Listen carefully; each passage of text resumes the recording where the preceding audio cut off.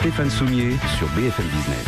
Arnaud Accard, donc, est le directeur général de Pritel. Bonjour Arnaud Accard. Bonjour, merci de nous recevoir. Et c'est régulier d'ailleurs avec Pritel. Est-ce que vous avez compris que parfois en apportant de l'information, on pouvait trouver un moyen de communiquer? Oui, puis je crois qu'on innove aussi. Donc, sans que ça coûte beaucoup d'argent. Donc c'est ça qui est remarquable surtout, et j'adore les autres. Donc c'est une étude qu'a réalisée l'IFOP, c'est ça Oui, Ipsos. Ipsos, étude complète sur nos habitudes en ce qui concerne la téléphonie mobile. Exactement. C'est passionnant parce que on y lit le marché d'aujourd'hui et le marché de demain. Et ces deux marchés sont radicalement différents. Est-ce qu'on peut le dire comme ça? C'est vrai.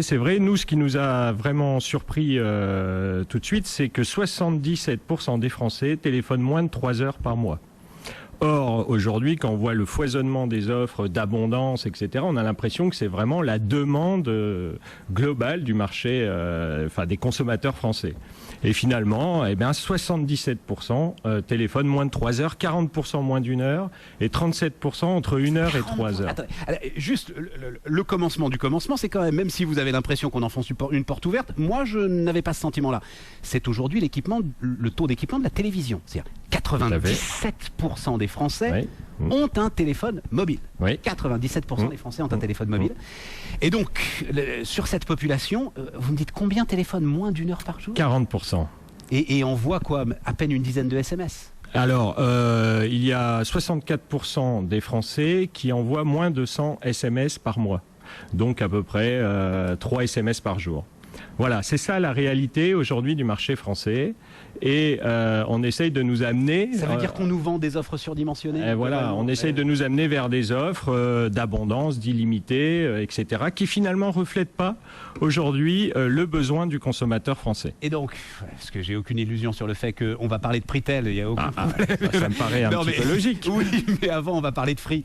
C'est-à-dire que quand Free nous vend une offre d'abondance révolutionnaire à 19 €, je ne sais plus à combien elle est d'ailleurs, 19,90 €, c'est ça? Oui, c'est ça, oui.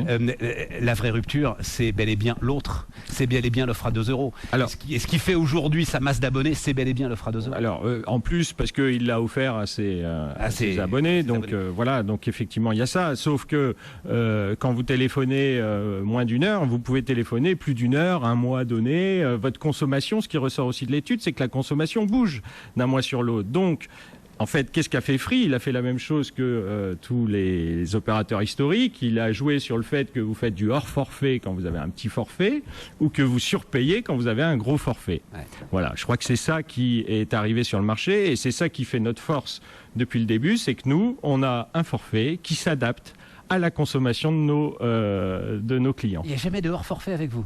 Et il n'y a pas de hors forfait puisque en fait dans notre si jamais on dépasse, vous vous adaptez et vous nous faites payer le forfait supplémentaire. On bascule sur le forfait d'après qui est un des meilleurs forfaits du marché par rapport à la consommation donnée. Mais ça veut dire que globalement les gros opérateurs, il va falloir qu'ils aillent aujourd'hui sur ce marché qui est le vrai gros marché majoritaire et qu'on appelle nous, mais je me rends compte que ce vocable est impropre, le marché low cost. C'est pas le marché low cost, c'est le marché tout court. C'est le vrai marché. Alors, ils vont devoir y aller, oui, mais il faut aussi qu'ils préservent leur marge parce qu'ils ont des coûts de structure extraordinaires, contrairement à d'autres petits acteurs comme peuvent être les MVNO. Donc, ils sont obligés, pour maintenir leur marge, d'aller vers des systèmes où on surfacture chaque client et c'est vraiment ça. Et c'est ce que démontre notre étude aujourd'hui et c'est pour ça qu'on est fiers de l'avoir fait. Parce que ça remet un petit peu les choses en place sur le marché de la téléphonie mobile. Et puis ça va tout à fait en ligne avec le message marketing que vous voulez porter. C'est plus qu'un message marketing, c'est une vraie offre qui fonctionne sur un réseau qui fonctionne. Non, tout à fait, là, oui, aucun problème. Infini respect pour l'innovation, pour l'entrepreneuriat et pour les vendeurs. L'autre élément, moi quand même, ce qui m'a intéressé, c'est le marché de demain. C'est-à-dire que la segmentation entre 16-24 ans et les autres est une segmentation foudroyante. Oui, il y a une autre grosse tendance de fond que démontre cette étude, c'est qu'effectivement ce qu'on appelle la génération C, c'est-à-dire je ne connaissais pas ça d'ailleurs, je connaissais génération Y, mais c'est génération C, c'est après l'Y. C, on diminue un petit peu, c'est plutôt les 16-25. Et là, effectivement, on voit que ce sont ceux qui téléphonent le plus, qui envoient le plus de SMS. Et là, on est dans l'abondance. On est dans l'abondance. On est sur des 5 heures par jour. On est sur mais 5 heures par jour, c'est pas encore l'abondance. L'abondance, c'est quand on téléphone à plus de 10 heures, 15 heures. Et Honnêtement, ça doit être... alors, on n'a pas le chiffre exact, mais notre estimation, c'est que c'est 3-4% de la population qui téléphone vraiment énormément. Oui, j'ai dit 5 heures par jour, évidemment, c'était pas 5 heures par jour, hein, c'est 5 heures par mois. Hein. Oui, et connexion sur Internet, c'est-à-dire ça va être la porte d'entrée sur Internet. Alors effectivement, donc un Français sur 3 se connecte sur Internet via son téléphone portable, son smartphone, et sur ce tiers donc de Français, il y a une grande majorité qui viennent de ces 16-25 ans, 16-35 ans. Ça veut dire que très vite, ce sera la première porte d'entrée sur Internet, le mobile? Ça va le devenir d'autant plus concrètement quand on aura la 4G, parce que c'est vrai qu'aujourd'hui, les usages restent des usages classiques d'email, etc. Regarder la télévision sur son téléphone mobile par de la 3G, c'est pas encore trivial. Et ça va boucler notre entretien, c'est-à-dire que moi je veux bien tout ce qu'on veut sur Pritel, je veux bien tout ce qu'on veut sur Free, je veux bien tout ce qu'on veut sur l'idée que les opérateurs aujourd'hui ne nous offrent pas les forfaits qui seraient adaptés à notre consommation. Simplement, ils dégagent de la marge.